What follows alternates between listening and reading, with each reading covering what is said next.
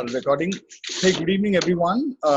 Welcome to another round of webinar from CTT on a very, very interesting topic and from a very interesting speaker. I have sent you the introductions about John, but we have John Serrao today, who's going to be talking about his experience from a book specifically and his own journey, the coaching journey itself. He's an MCC coach, and he's here to share some of his very, very keen experiences that he has actually gotten through the coaching itself. So, John, I'll have you share something about yourself more. I had sent the introduction that you had sent me to everyone. However, hearing it from you will be excellent. So, welcome to the webinar, John. Hardy, thank you. Thank you. And these are some of the folks, and we'll have more people joining in. We are having people coming back from office and all of that. So we might have people in traffic, but still connecting and all of that. So mostly you might find people off video, but if you want them to, they can come online. So that's also possible. Typically, you let me know, how do you want to handle questions? Is it okay for them to ask questions anytime, or would you want to do a separate Q&A at the end? So I'm okay with both ways. But you know of that, and I can support you there. All right. Okay. Right? Great. Over to you, John. Thank you. And we have time till 8 o'clock, right? Another hour. Yes, that's right. Absolutely. Okay. Thank you. So, firstly, a warm welcome to all of you. It's an evening, so taking an evening of your time to be with us. So thank you, appreciate that. Just to give you a quick introduction of myself, my name is John Serrao, and I live in Bangalore. Can you speak in the mic, John? It's a little low. Yeah. Is it better now? Yeah, if you could speak inside the mic, it will be a little louder. Okay. Is it better? Yeah. Okay, so in terms of my background, I actually was an ex-CFO that ventured into training, facilitation, and coaching. Somewhere along the way, I got utterly fascinated by the whole methodology of coaching. And as I was going on my journey, particularly the MCC journey, which was in 2017,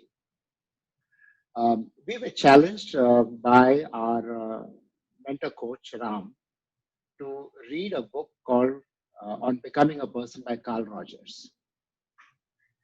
And this is a book that was published by this American psychotherapist in 1961. And it talks about a therapist's view of psychotherapy. And as I started reading this specific book, something happened to me.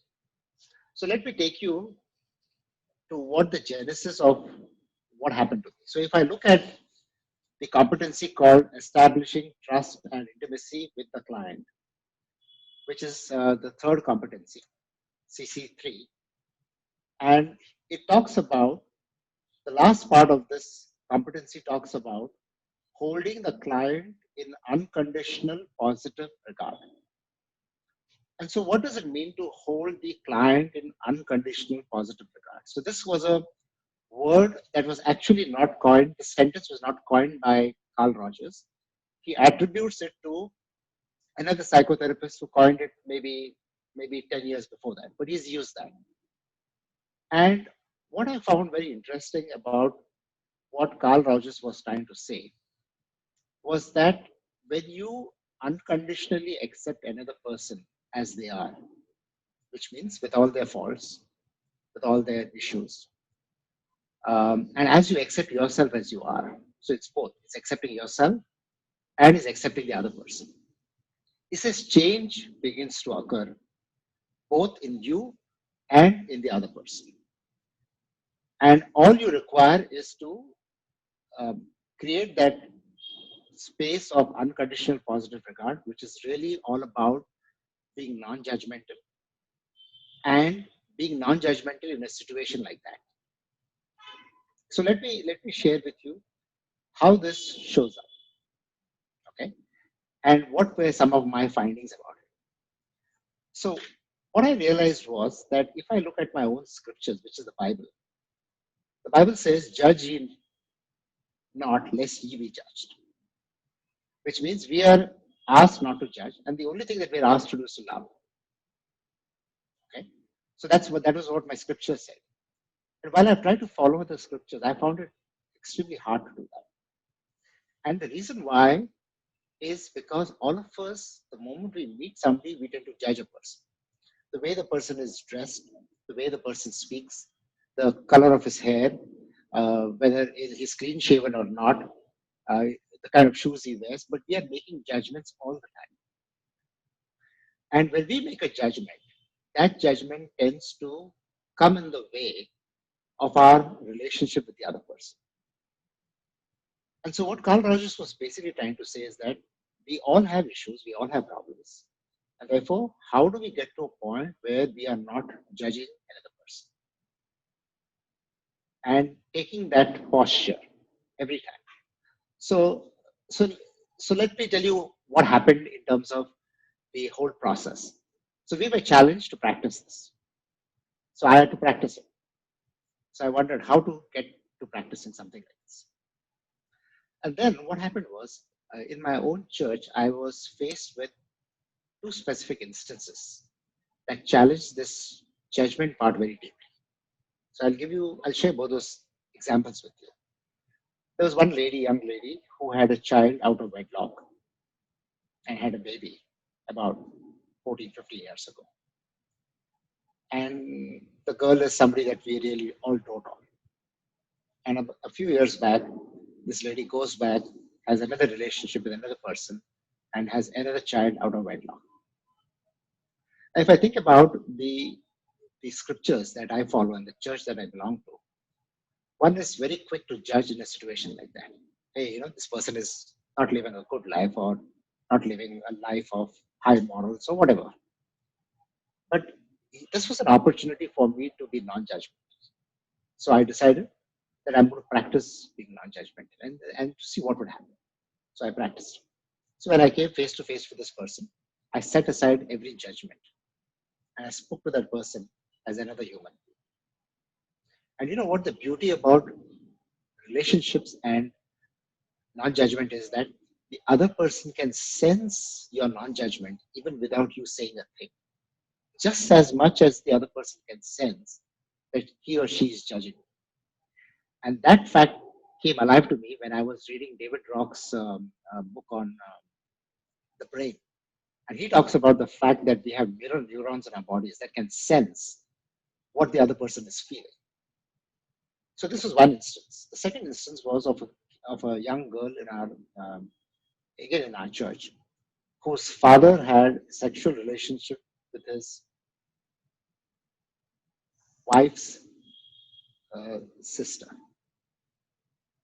and bore a child from that union. And this person would come to church. And again, this was something serious. But again, I told myself that I am not going to get into the position of judgment. That's God's responsibility. I'm going to show love. And I greeted the person, and the person greeted me back. And I was able to sense the greeting and how that came across to me. So I started practicing this. When I would stop at signals in my car, I would make eye contact with people who would come to ask me for food, usually, or money. Usually we tend to shy away from making eye contact. But I would look at them and treat them as a human, right? Just making eye contact, smiling, and then going on my way. Whether I gave money or I gave biscuits, that's a separate thing. But what I found that when I started doing that process was of immense help in coaching. And what I mean by that is that when you get to a position, because people share all kinds of things with you, but the moment you start judgment, then what is happening is that there's another voice in your head that is talking about moralities and values and what have you from the place where you come from. And that tends to impair the relationship of coaching. And I found that when you set aside those prejudices, when you set aside those biases, when you set aside those judgments, and you look at the other person as a whole human being with unconditional positive regard for that person, then something magical happens. That person senses the fact that you are not judging him or her, and then trust and intimacy starts to develop in the relationship. And that's when your coaching goes up to another level. So what I'm going to do now is I'm going to pause here and I'm going to check if any of you have any questions up until this point.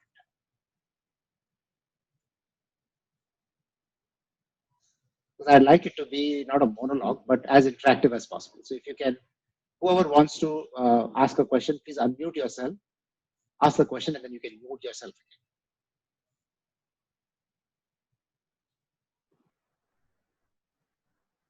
So John, I'll just come in here. Just wanted to share with you. One of the premises by which even coaching has been spoken, during our conversations with people and during the programs that we have been conducting, the key aspect is the world that you're speaking about, the world of being non-judgmental completely. And to see it from an angle that the person sitting in front of you is a whole and complete human being who know and are completely capable to understand what's really happening with them. It's just that they never got an opportunity to look at that. So that is something that as a base that we have spoken about. So with that premise, I would like to kind of ask you, in your experience as a coach today, John, every time a new client you're working with, how much are you able to practice this world of being non-judgmental? Okay, or so does it come back to you again and again? Okay, so let me try and answer it this way. So the point I'm trying to make, Arvind, and the rest of the group, is that it is not only in a coaching situation that you have to be non-judgmental. It is because you cannot be one person in a coaching conversation like this, major guru or sant, and be the devil outside. It doesn't work that way. Which means, at a very fundamental level, if you desire to be a coach and grow as a coach, then you need to be able to look at this aspect in your life and be able to create this relationship not only in your coaching life, but in also every aspect of your life. Which means it has to encompass all relationships, which means that anytime you are in a situation, whether it's with a child, whether it's your spouse, whether it's your partner, whether it's a colleague or a friend, you are being non-judgmental. So it's not a one-off kind of thing that we're talking about. And the moment you do that, the moment you take that as a value for yourself and work on it, and then change your behavior to reflect that value, then in the coaching conversation, you don't have to be any different. You are yourself. And that will come out. Sure, got that. Yeah. So I have a question. There's Nilofer here. Hi, Nilofer. Hi. So, from what we know of the way the brain works, the judgmental part is such a sort of a, it's like a snap. Before you realize that, you've gone into judgmental mode, the judgment has already happened. So, how do you, like you just now a few minutes ago, you said that if you take that on as a value and then you work on it. So I would be interested in knowing, what is that work and how do you really get into that mode? Because, it's like we said, the moment you see somebody snap, the judgment is already made, Yes. So what is that work? Yeah, so Nilofer, that's a good question. It's a good question that you have asked in terms of, because of the fact that we are wired to judge. It's almost like in our DNA that we tend to do snap judgments. But here's the work that we're talking about. The work that we're talking about, Nilofer, is one of awareness. which means that every time you are in a situation where you catch yourself judging, you become aware of it, you notice it, and then you allow, and then you stop judging. So it's a conscious practice. So I'm not saying that, and this is always a work in progress. It's never going to be, a stage where, oh, okay, I've come to the stage where I've completed non-judgment. No, it's not going to happen. But the fact that you're aware that you are judging will make you judge less and less. Does that make sense? Yeah, it does. I mean, the awareness, yes. So, okay, now that I'm aware, now what's next? Yeah, so then I choose not to judge.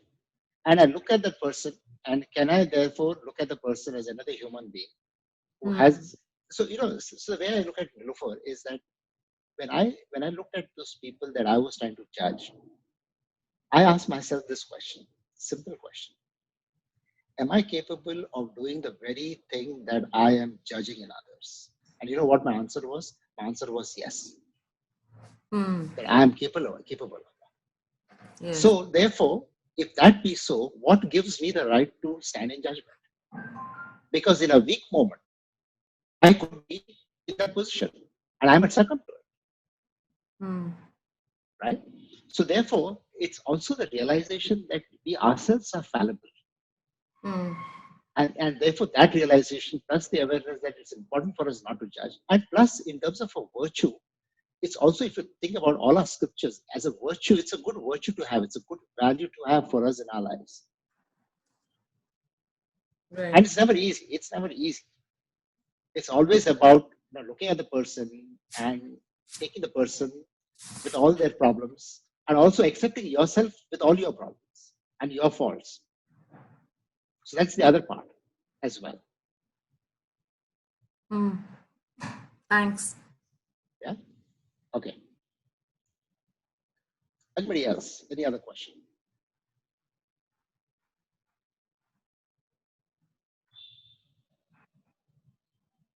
Yeah. Hi, John. This is Anuradha here. Hi, Anuradha. One second. Let me try and put the video on. Yeah. So it's interesting how you said that, judgments. Yes, I think it's very natural for us to, we see somebody and we've already formed an opinion. So opinion, judgment, kind of similar. Also, I just wanted to go a little step ahead by saying that when we're listening to somebody, be it a coaching session or be it anywhere else, we are forming certain interpretations of what that person is saying or doing. And in forming those interpretations, we do try and internalize it in the way that we think. And that's in a way to try and understand a person or understand what the person is trying to say. And at the same time, some bit of judgment at that point of time may seep in. How do you view this? So, okay, so if you think about coaching, Anuradha, what we're looking at is so let me look at from Carl Rodgers' perspective, what he's talking about. So Carl Rodgers is really talking about the fact that if I can understand another person deeply and where he or she is coming from, his 30 years of research concludes that that person will be able to heal themselves of whatever issues that they come up with. Now, if I take a corollary to that in coaching, it's all about trying to understand where the person is coming from and what is the person trying to say from the person's own standpoint, not from your standpoint. So if you think about what Otto Scharmer has said in his theory U and the 4 levels of listening, he talks about 4 levels of listening. The first level of listening is where you're listening for what agrees with what you know. So it kind of keeps the it basically confines it to the knowledge that you have. The second is being curious about what you don't know. So that's the second level of listening. The third level of listening that he talks about is where you are empathizing and trying to get to where the other person is coming from, really where the other person is coming from. So that's the third level of listening. And the fourth level, or the highest level of listening he talks about, is where you are prepared to let go and allow whatever has to come in to come in, and whatever has to arise to arise. So if you think about our coaching sessions, it's really about us letting go of what we know, of where we are, the skills that we have, and allowing what has to emerge in the session in a very organic way. And in order for us to do that, we have to try and understand the other person from that person's standpoint. Now, the moment you start making interpretations of that from your point of view, then obviously judgment comes in. But can we seize that judgment and really look at it from that person's perspective and allow and try to understand where that person is coming from? And in the process of so doing, realize that we are struggling with our own interpretations and we need to, keep them aside, park them aside consciously. So it's a conscious decision. And the more you do that, the better you become, the whole aspect of coaching.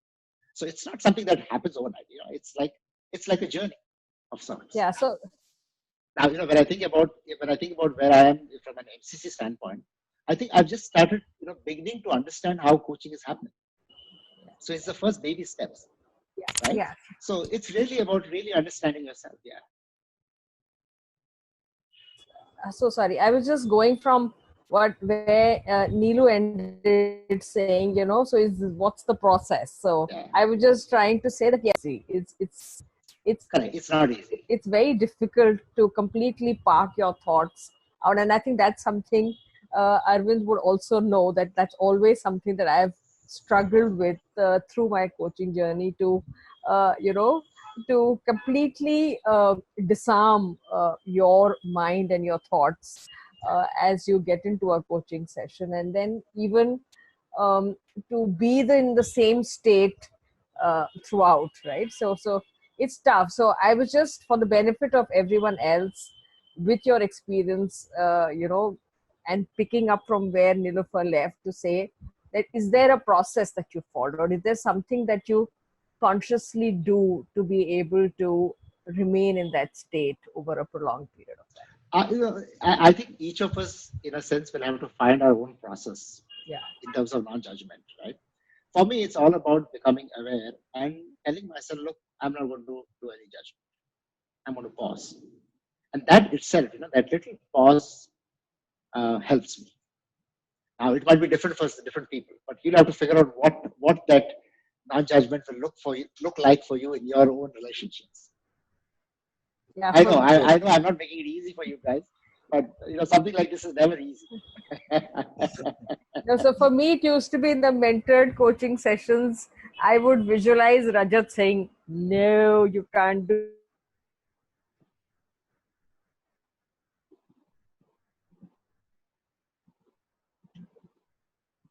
What I do. I mean, it's like you're continuously doing that, and as you do that, you will find it reflecting in your coaching. Now, does it mean that you won't fall from time to time? Of course you will. I'll give an example.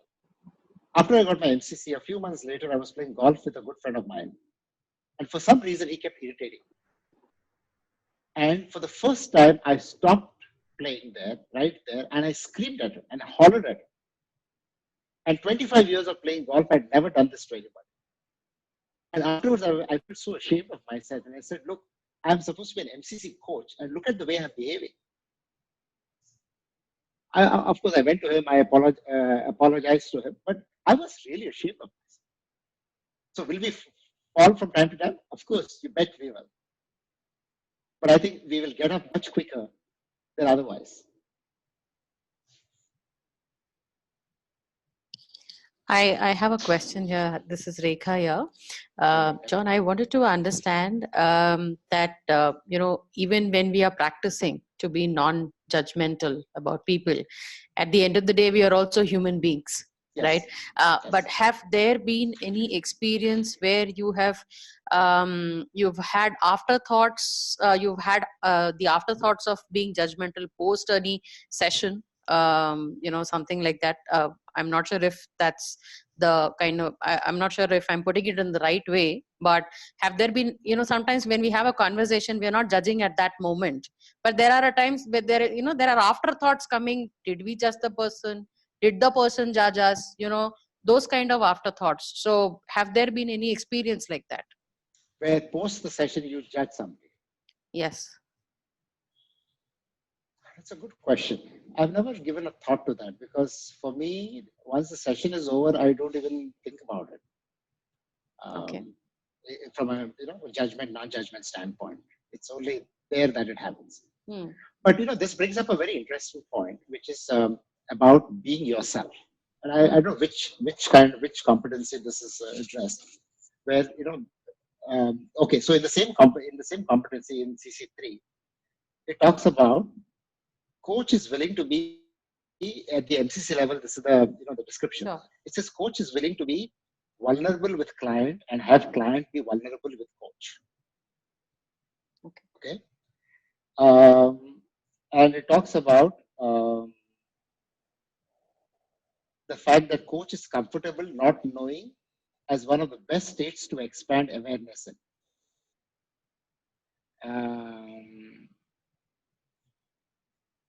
And the fact that the coach is connected to complete trust in a new and mutual state of awareness that can only arise in the moment and out of joint conversation.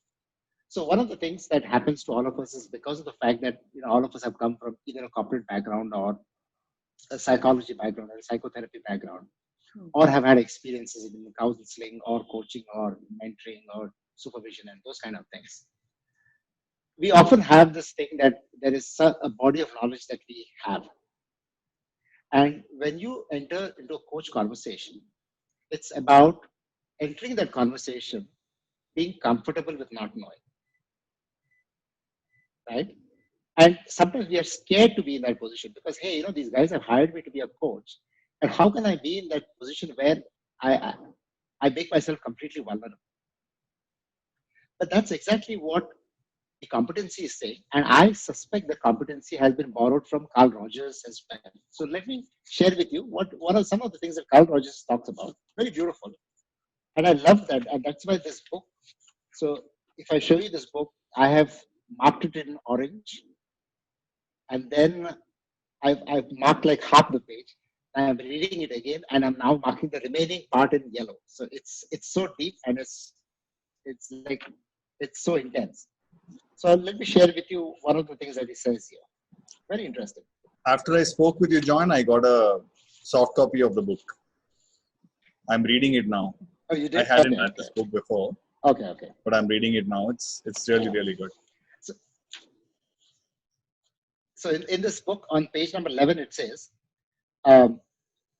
this incident was one of a number which helped me to experience the fact, only fully realized later, that it is the client who knows what hurts, what directions to go, what problems are crucial, what experience have been deeply buried. It began to occur to me that unless I had a need to demonstrate my own cleverness and learning, I would do better to rely upon the client for the direction of movement in the process. If you think about this, what is this? It's just coaching. It's like basically, I suspect ICF has taken word for word and put it in their coaching competencies. That the direction is determined by the client. That you don't have to demonstrate your cleverness. Yeah, Dr. Rudramurthy, I will share the name of the book. It's called, if you would like, it's called Carl R. Rodgers. Carl is spelled as C-A-R-L. Rodgers, R-O-G-E-R-S. And the name of the book is called On Becoming a Person. It's available in Amazon. There are also PDF versions available. It's a 57-year-old publication. So this is an example of, yeah, that's right, On Becoming a Person. So one of the things that it talks about is being vulnerable. So let me ask you this question. There are times when you feel irritated with a client. the way the client is talking, something the client is saying just bugs the shit out of you. What do you do in a situation like that? Do you keep that mask of, John the coach, the nice avatar, John the nice guy, John the nice coach, or do you do something different? How do you demonstrate vulnerability and your own feelings of what you're experiencing in that moment? Any thoughts?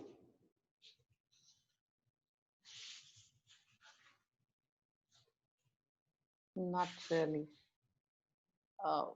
I may have experienced, but I haven't really thought about that. Okay.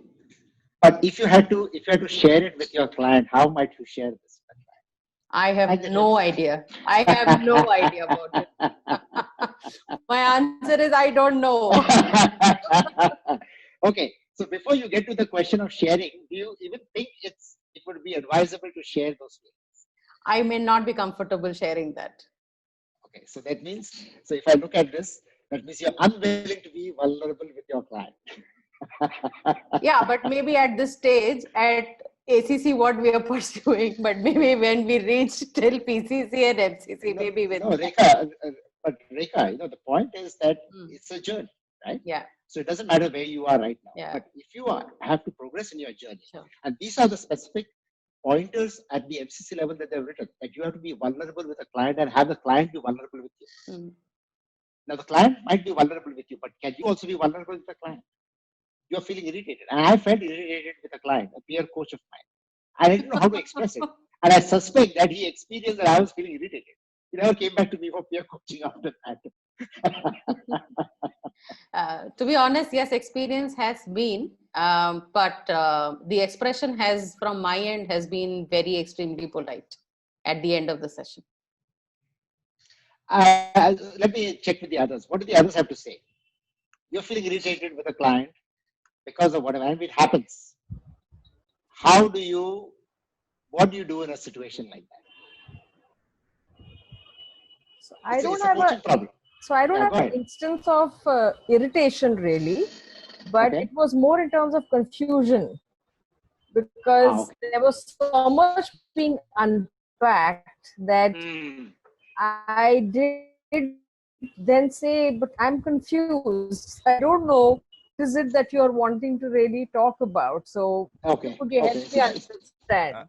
That's a good point. Because it was going all over the world, right? Try and talk about this and that and everything, right? Yeah. And so I said, I'm confused. I really don't know how you would want me to take this forward with you. So, so then the person then said, okay, yeah. So I think that's all not so important. I think I like to focus on this. And then we kind of, moved on. So I used to have this feeling in my initial days of coaching journey. When I did my self-coaching, this was one of the self-coaching I did on myself. Why this irritation, or probably, what do you say, frustration, these kind of things are happening during coaching. A couple of realization, when I use my intelligence during my coaching, I get frustrated. Why the hell, he is doing that. When I become judgmental, those are the things I get frustrated and all those things. The moment I realized I'm doing, I'm using my intelligence and all, I stopped doing that. Okay. So I haven't felt since then that coaching is at false side. I realize these are the things I am at wrong side. No, it's that was Rudramurthy, right? Yeah, the same. Innocent. So doctor, the way I look at it is that it's okay for you to feel the way you do, because that's who you are. And one of the premises of Carl Rodgers is this: that it is very important for you to be who you are in the session and be as authentic as possible, and not put on anything, because that has got value for the client. That helps the client, and that helps you. Let me ask you this question: are you able to sense when people are trying to put on an act and not being themselves? at a party? Come again? Have you had situations where you have encountered people who try to put on an act, who try to be somebody that they are not, and you can see through that? Have you had situations like that? A number of things, a number of times. Correct, right? So if therefore, and what did you feel in those moments, doctor? For a moment, though the thought comes, in a judging that person, why the hell he's behaving, probably immediately I see, probably that's his originality, why it's bothering me. Okay. So the way you said, right? So be natural, what you are, probably he is natural, what he is. No, he's not being natural. The point I'm trying to make, Dr. Rodgers, is that he's not being natural. He's putting on an act, and everybody can see through that act. How does it make you feel? I'm asking just your feeling. I mean, for a moment I get some kind of feeling, but later on I correct myself. If someone trying to be in someone's shoes or keeping someone's hat, that's again I feel like that's something makes him comfortable, or he likes to be like that. No, he's just trying to impress you, Dr.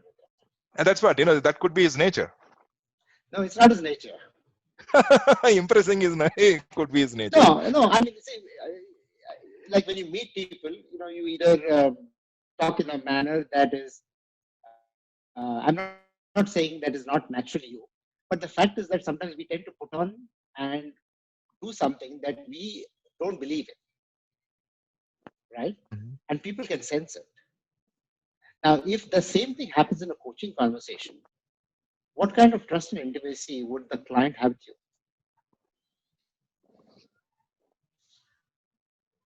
Does that make sense? And Carl Rodgers' premise is that in a client-centric conversation, it is important for you to be who you are and to allow the client to be who they are, to recognize your own feelings and to recognize the feelings of the other person. May I ask you a question here? Yes. In this way, as a coach, judging, how would I know that how would I know that he's probably wearing a hat or cap of someone else? So what it clearly shows to me at this point in time is, okay, I'm judging him. So which is one of the topic you brought in this discussion, yes. that but we are talking about the point where we as a client, like for example, was it Rekha who said that the fact that I felt whatever, but I don't know how to express it, right? I continue to be polite. Now the question is that when you continue to be polite, the client can sense that you are trying to, because they can sense it. Got it. Oh, okay. So as a coach, okay. Therefore, as a coach, how do you be yourself and how do you share what you're feeling? So this was a dilemma that I had. And when I came to this point in the MCC definition, I asked my mentor coach, Cindy, I said, Cindy, how do we share this? And she made a very interesting point. She said, look, you can tell the client, look, at this point in time, I'm feeling irritated. So you're being vulnerable. And then ask the client, what is the sense that you are getting? So what you have done is now you have taken the feeling that is innately you and who you are as a person, and you have pushed it out to the client for their consideration and allow the client to then react to that. Carl Rodgers says that when you do that, you will be able to accept the kind of response that comes from the other person, from the client, simply because you have been in a position to be able to express your feelings. And both of that will help you grow as a coach and help the client grow as a person.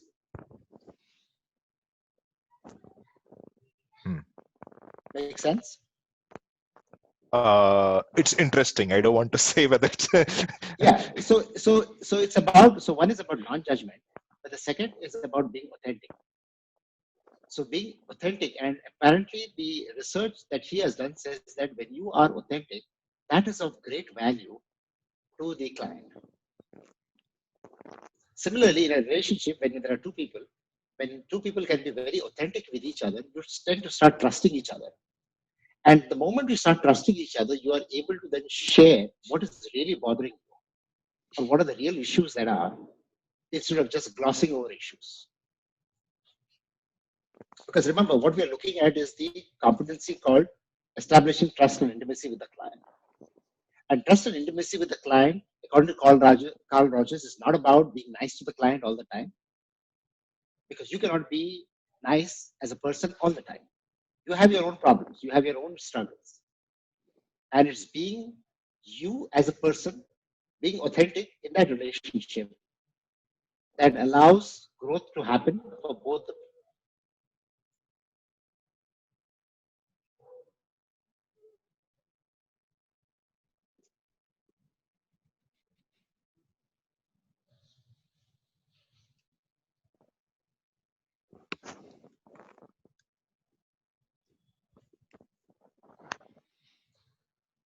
So, what questions do we have? Because you've been very quiet. Do you have any questions? Or any thoughts or anything that you have experienced that you would like to share? Yeah, not really. See, not too many many sessions. Yeah. But I was reflecting on your question. See, why should I get irritated? I mean, what comes to my mind, or probably that has happened also. Yeah.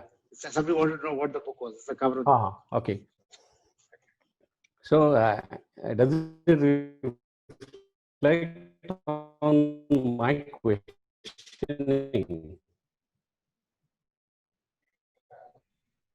If my questions are proper, I think the client.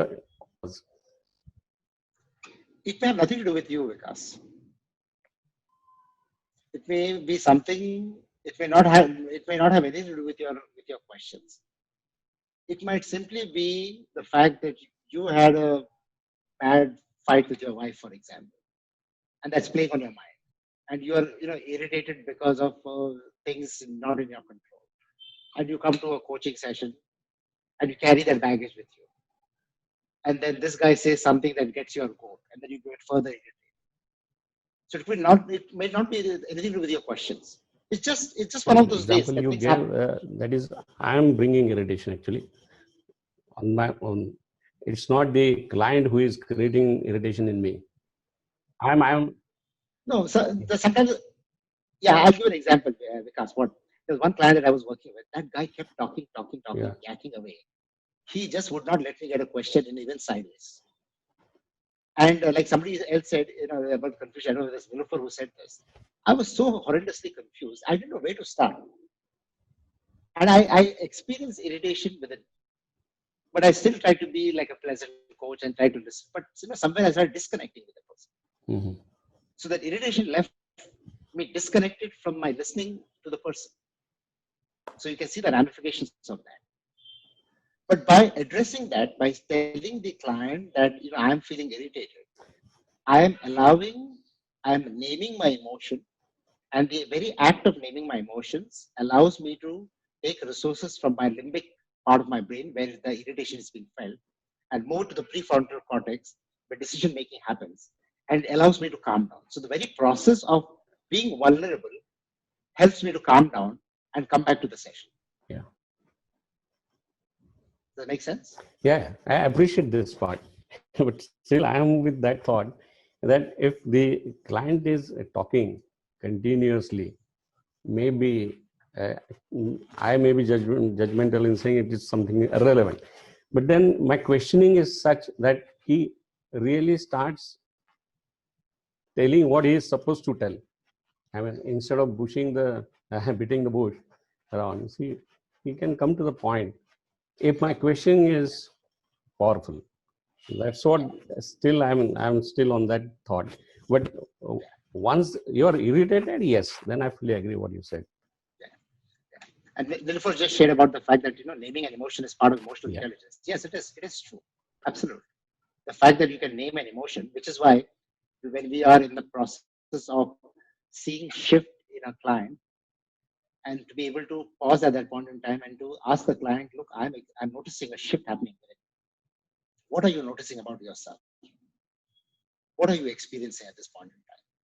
Is allowing the client to then pause and then to name that emotion. So Nilofer, you're right about that.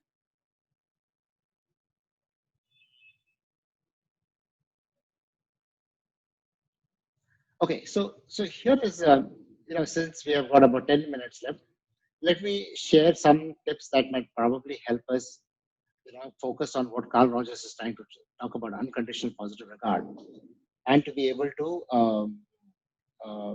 incorporate that as part of our coaching. Because this is something that will be, when you go for your MCC certifications, that there will be MCC examiners who will be watching for these kind of things. So one of the things is, get a copy of the book. I mean, I've got a hard copy, but there are soft copies available. It doesn't cost you anything. And read what Carl Rodgers is talking about and see whether you can incorporate some of those things into your practice. In fact, I would suggest that if you read even the first 75 pages of the book, it's actually a 400 odd page book, but even the first 75 pages of the book is laden with a lot of wealth of information, of stuff that he has gleaned from his 30 years of approach.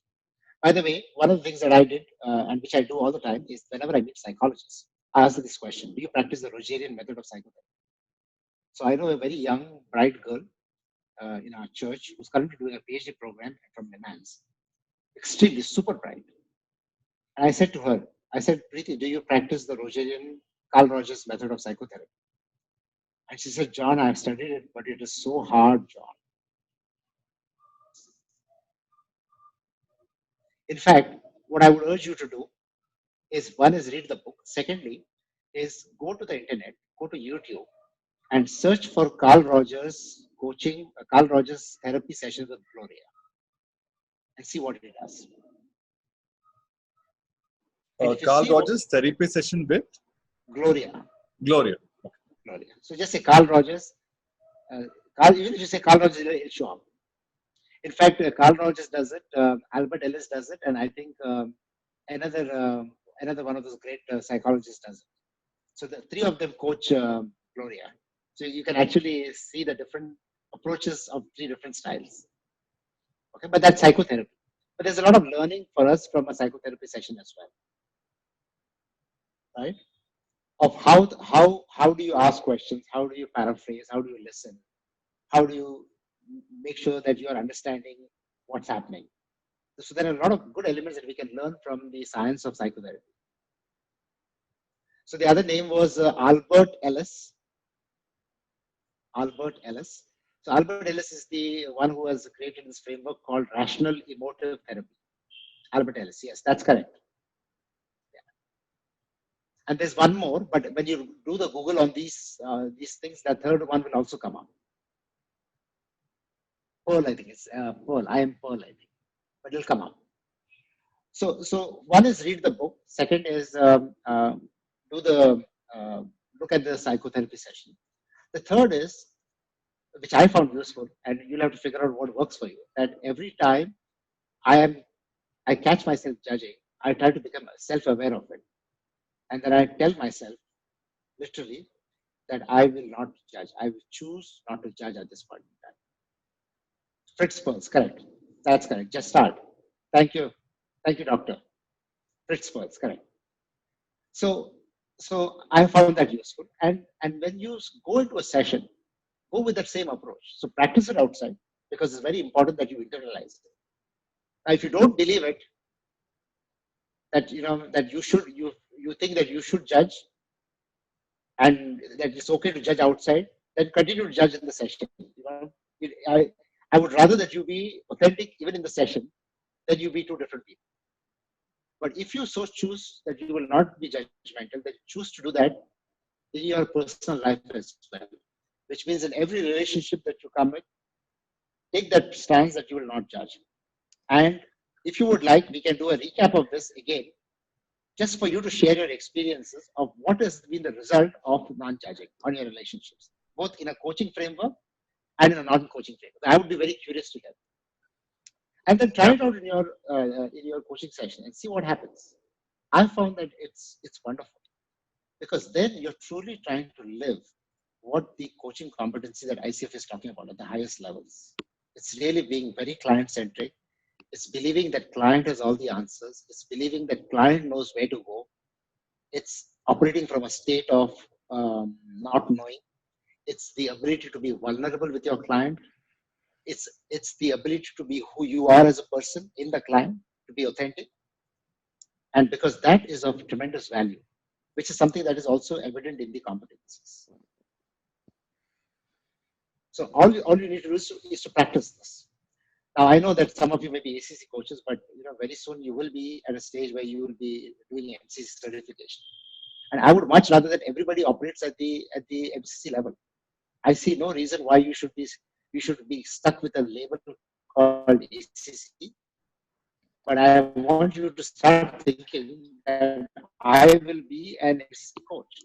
In fact, when I started studying the competencies, even when I was doing PCC, I disregarded the PCC competencies. In fact, never looked at those PCC markers. I looked at the MCC markers. I said, look, what is that MCC marker trying to say? I said, I want to be that person. And it's a journey. It's, you are walking on that journey, and it will take you. It's a continuous journey. So try these things and do it in your coaching, and then let me know how it worked out. I would be very curious to hear your experience. Experiences sharing, we can actually do that. Yes. Yeah, so Arvind, this is like a follow-up session for Carl Rodgers session. Yes, Carl Rodgers experience session. Yeah, because I don't want this to be just like a code dump on you guys, and then you walk away and. I think it's an experimental session, a feedback on experimental session. Yes. Right. Yes. So I have a specific question to you. Thanks, Ravi. I could be wrong here in conveying the the PCC markers in a right way. Our mentor coach, anyways, here he can correct me. So being judgmental is against to the principles, right? I mean, PCC markers. What is the question? The being judgmental as a coach is against the PCC markers. At least I'm yet to go complete my qualification here. If I end up screwing my approach, I'm sorry to use such word, by following Carl's, Rodgers, it looks like he's a professional psychiatrist. Do you think I would be in a position to clear my PCC qualification? Okay.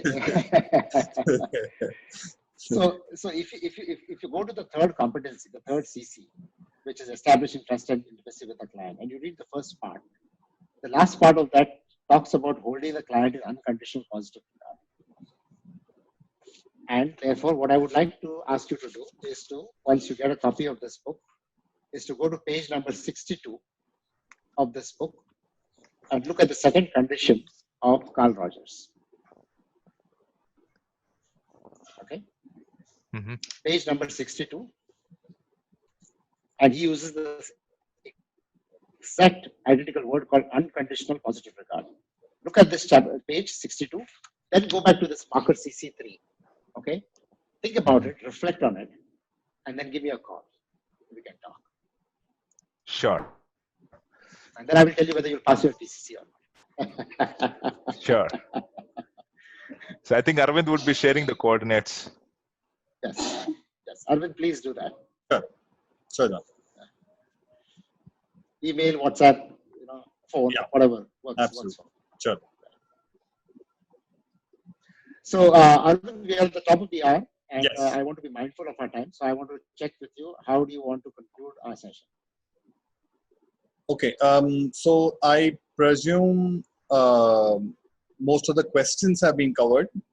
If others do have any questions, you can send it to me. Is there any question that has not been answered? I'm just trying to go through that.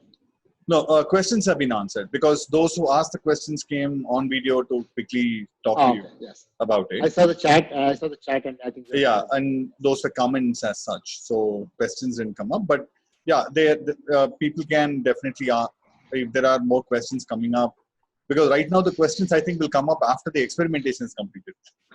So that's the whole world right now. So I just want to say that for me, this book has been like a seminal moment in my life. I've never had a book make such a deep impression and deep impact on me and my life than this book. Just this one book. Yeah. And I'm talking about just the first 75 pages. Yes, it has been unbelievable. It's been completely mind-blowing for me. Absolutely. Absolutely. John, my favorite has been the world of empathy that he speaks about. Okay. That's no, but a lot of these things, even now I'm starting to read between the lines. Even those little things in between the lines are full of deep. Yeah, really deep concepts. Yes, very deep. I think these are all books that you reread constantly and over a period of time, and you get a sense of a lot more deeper aspects of it. Yes. So if I show you, things like if you see this. Wow. See, all the orange markers there. Yeah, and then the yellow markers within the orange markers. So if I look at this page had first only orange markers, and now I'm rereading it and the yellow markers, and you can see I'm doing the next level of deeper realization. Next level of deeper, yes. Fair point. John, I'm just going to leave you with this question from my side. By any chance, have you come across Indian authors or psychotherapists who have also spoken around these things? As I'm just curiously asking right now. That's a good question. I don't know the answer to that. Okay. But I know that the Rodgerian branch of psychotherapy, which is client-centric psychotherapy, is a very well-known and well-established approach in psychology and psychotherapy. Oh, fantastic. Very well established. In fact, I am looking for a Carl Rodgers psychotherapist, because if I find one, I'd like to take some sessions with that person. Oh, fantastic. Okay. So if you ever come across anybody who's doing that, please let me know. I'll be happy to take some sessions with you. Awesome. Yeah. Yes. Thanks, John. Thanks. Thank you, everybody. Thank you, and have a good evening. For being here today. Thank you so much for sharing this. This was one amazing reflective session today.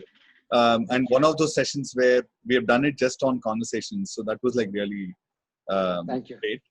So looking forward to more, and we'll be in touch with you also and share the experiences. Yes, and Arvind, could you share John's coordinates, please? Yes, absolutely. Yeah. And also the experiment. You guys have to do the experiment, and we should touch base. Yes, absolutely. And I know why I specifically told Arvind. He knows it. Yeah, 4 to 6 weeks. Let me know. We can have a short half-an-hour session. Because I personally learn through experimental learning, and Arvind knows that very well. Rather than just a bookish, I prefer learning. My journey has been through learning through experiences and more of visualaries. So it will make a huge difference to me. Wonderful. Thank you. John, one more request. By any chance, could you also share the links that you spoke about, if you have it consolidated anywhere? I know I have put it down on the chat here, but if it comes, if it comes, I can just forward it to the group. So I will do that way, I'll be happy to do that. I'll do that right away. All right, great. All right. Thanks, guys. Thank you so much for joining. Thank you. Appreciate everyone coming in today, and look forward to the next month. We'll keep your calendars free for webinars for next month. Welcome. Thank you, Arvind. Thanks, John. Thank you so much for coming in. Bye. Thank you. Bye. Bye.